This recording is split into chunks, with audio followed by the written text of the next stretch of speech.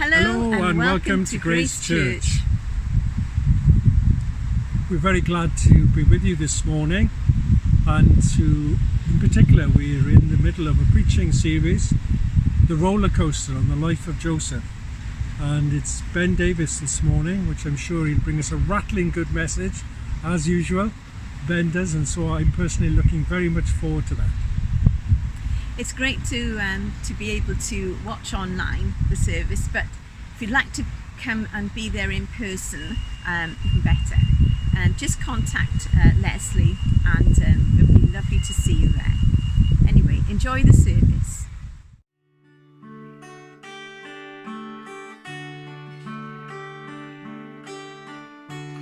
Who can know the mind of our Creator? Who can speak of wonders yet unseen? Who can reach the heights of understanding, to play the notes of wisdom's melody?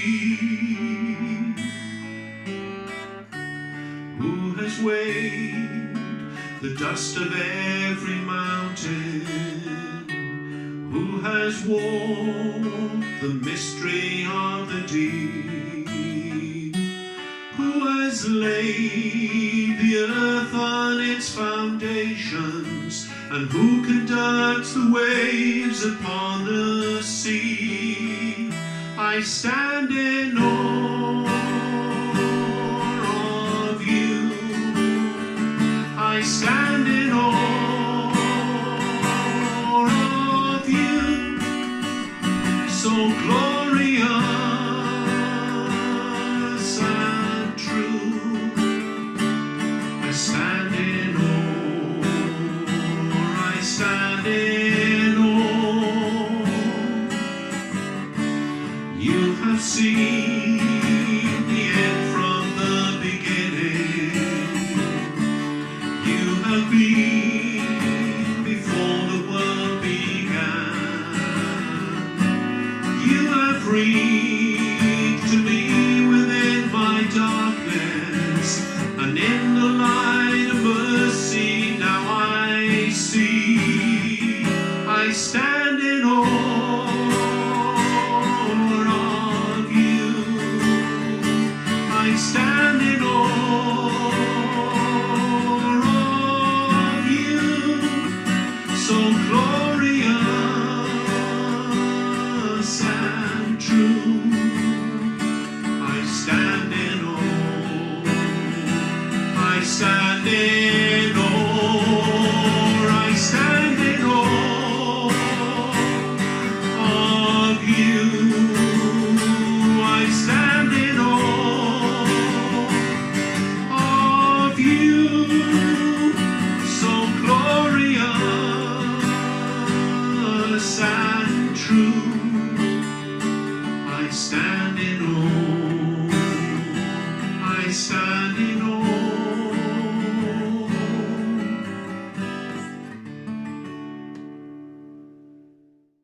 When 2 full years had passed, Pharaoh had a dream. He was standing by the Nile, when out of the river there came up 7 cows, sleek and fat, and they grazed among the reeds. After them 7 other cows, ugly and gaunt, came up out of the Nile, and stood beside those on the river bank. And the cows that were ugly and gaunt ate up the 7 sleek fat cows. Then Pharaoh woke up. He fell asleep again and had a second dream. 7 ears of corn, healthy and good, were growing on a single stalk. After them 7 other ears of corn sprouted, thin and scorched by the east wind. The thin ears of corn swallowed up the 7 healthy, full ears. Then Pharaoh woke up. It had been a dream. In the morning his mind was troubled, so he sent for all the magicians and wise men of Egypt. Pharaoh told them his dreams, but no one could interpret them for him. This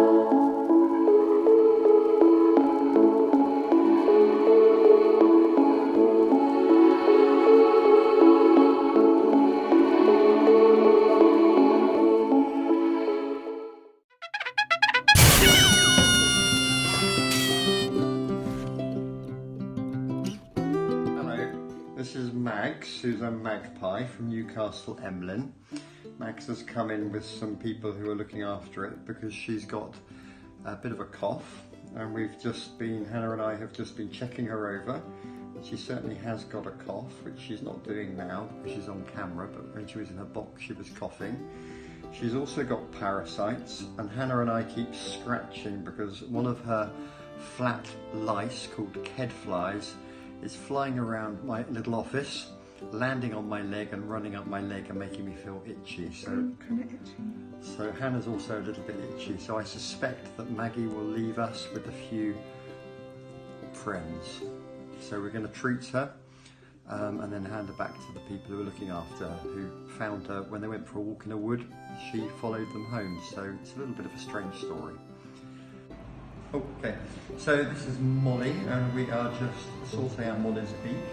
So this is a fairly routine procedure. Molly is a parrot, African grey parrot, and she's asleep at the moment with a gas anaesthetic, and she's got overgrown claws, and she has a very nasty deformity of her beak. She's been like this since she has been a chick, and she's been recently taken on by a new owner. And we're giving her a bit of an MOT as well. Okey-dokey.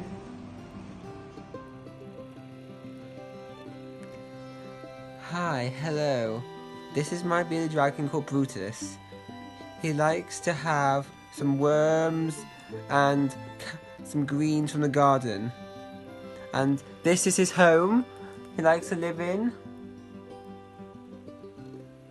So yeah, this is my friend.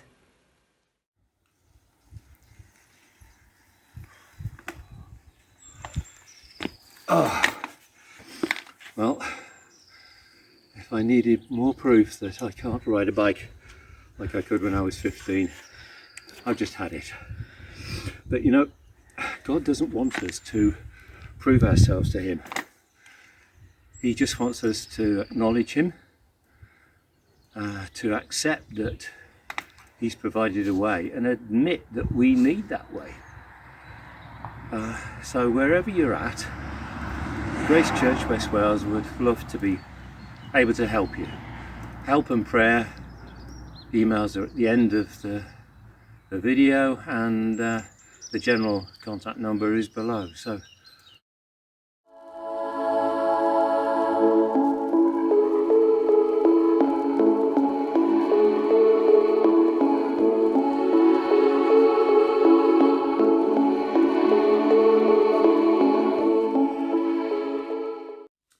good morning, and today it's my privilege to be speaking, preaching the fifth sermon on the roller coaster life of Joseph.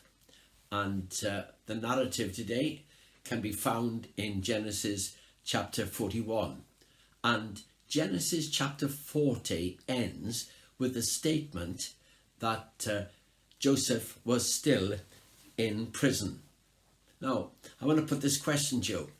How big was Joseph's God? And maybe more pertinent question, how big is your God? And how big is my God? Well, I'll give you two answers to that question. How big is your God? Number one, bigger than you. And number two, bigger than any problems and challenges that you may have in your life.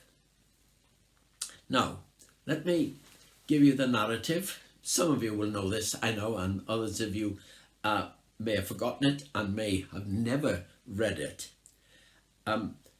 Pharaoh has been dreaming. He's number one guy in Egypt, and the dreams, two dreams, and they troubled him. The first dream was he saw 7 cows, fat and sleek, coming out of the River Nile and grazing. But they were followed by 7 gaunt cows, ugly looking, and they ate up the 7 big cows. Pharaoh wakes up and he's troubled. But then he falls asleep and he dreams again. And he dreams that he sees 7 healthy heads of corn on a single stalk. And then he sees 7 gaunt heads on a single stalk, and the gaunt, or the withered one, withered by the east wind, ate up the healthy stalk. Joseph wakes up and he's troubled. And he calls all his magicians together, who are great interpreters of dreams. He tells them the dreams. Nobody can interpret it. Then, a guy who'd been in prison with Joseph said to Pharaoh, I know a man who's in prison who can interpret dreams. Pharaoh calls Joseph in. Joseph has to have a shower, be dressed, shaves, and he stands before Joseph. Joseph says, he stands before Pharaoh, and Pharaoh says to him, I hear that you can interpret dreams. Joseph says, I can't, but God can. And he says, tell me your dreams. Pharaoh tells Joseph the dreams, and Joseph says, the dreams are one. You're going to have 7 years of great harvests, followed by 7 years of a great famine. And the fact that you've had 2 dreams, it is because God is saying it is going to happen. And then Joseph says to Pharaoh, you need to get a person in charge of this with teams, so that in the 7 good years they will store up enough food to cover the 7 following years of famine. And Pharaoh says, you are the man. So he puts a ring of authority on Joseph's finger. He puts a chain of dignity round his neck. He puts a robe of office upon him. And he says to him, you will ride in my chariot and you will be second in command of my entire nation. And people started crying out, make way, which is an incredible contrast to Joseph's brothers, who were saying to him, no way, no way.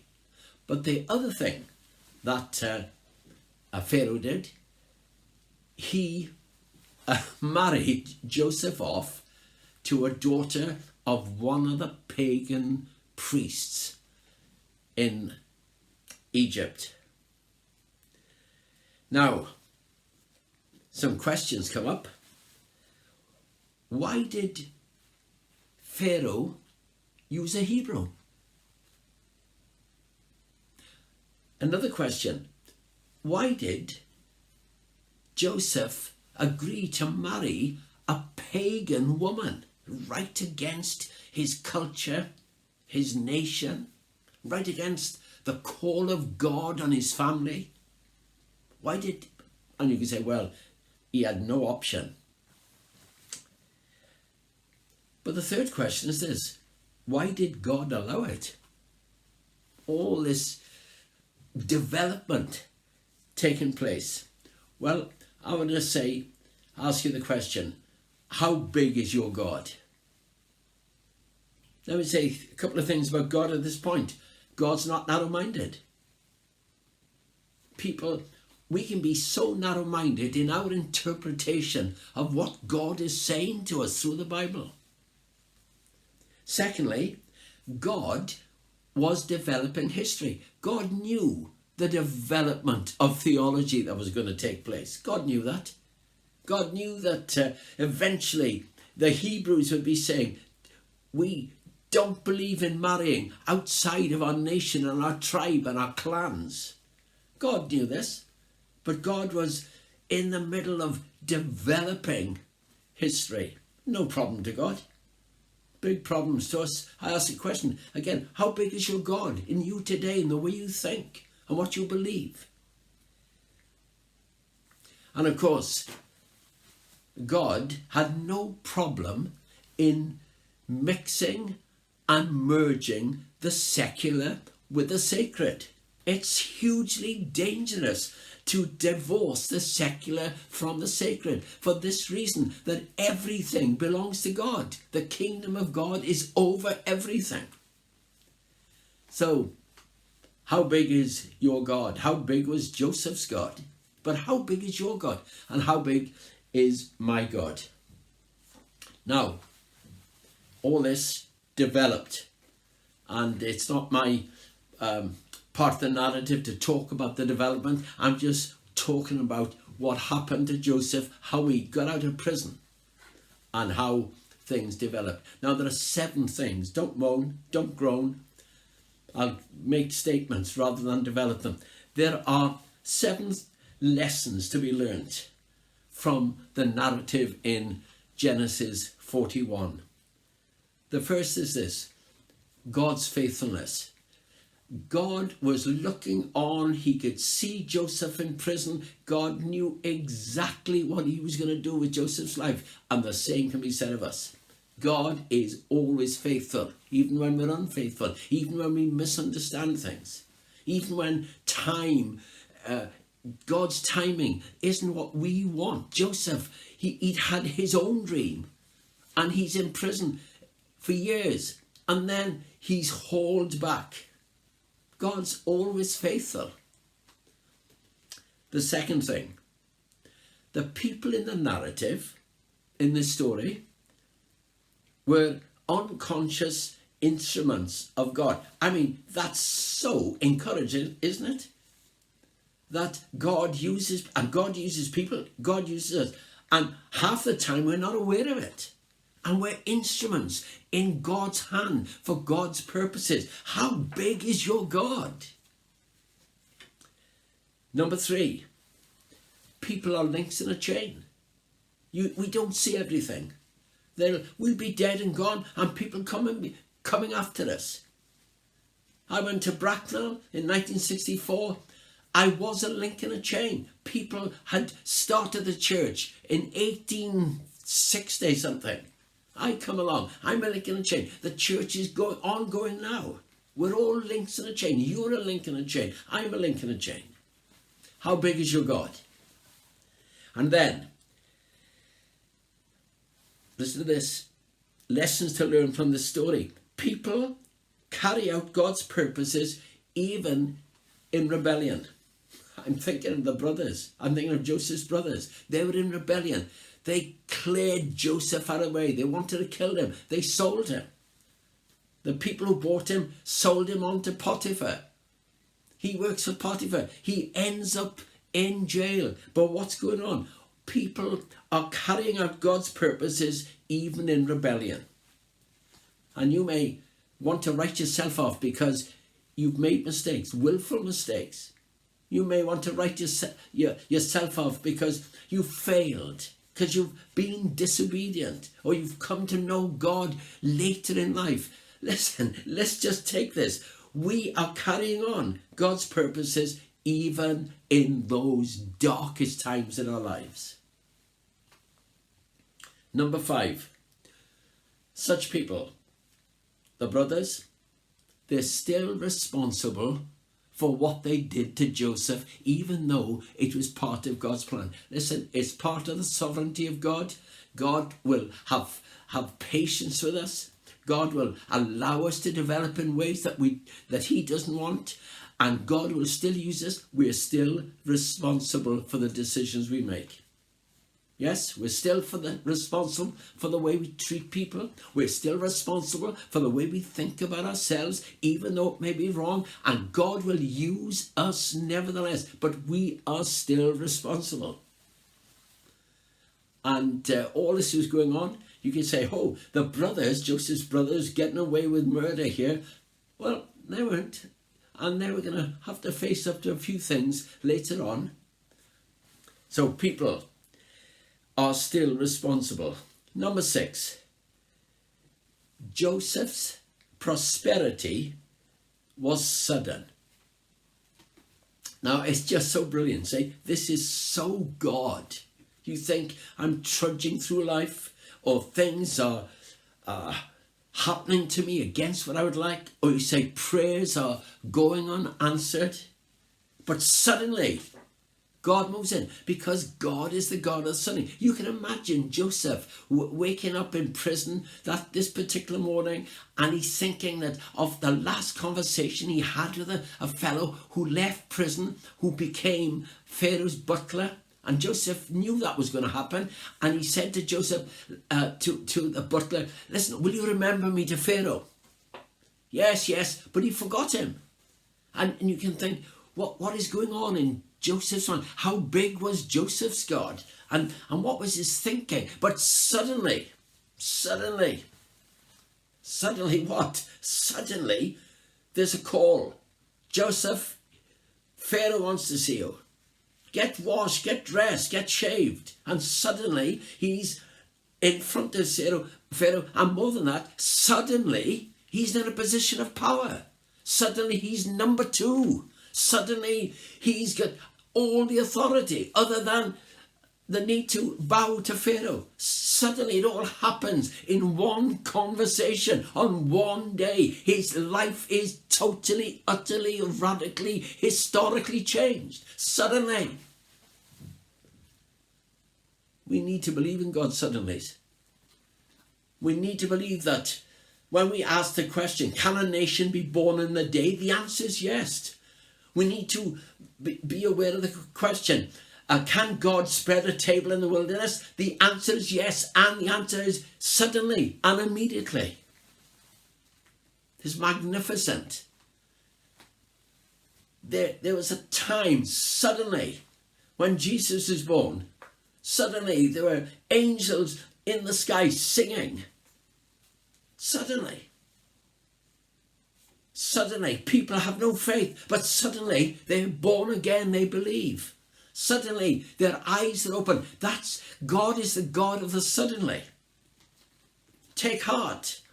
Answer the question, how big is your God? Well, he's a big God. He's the God of the suddenlies.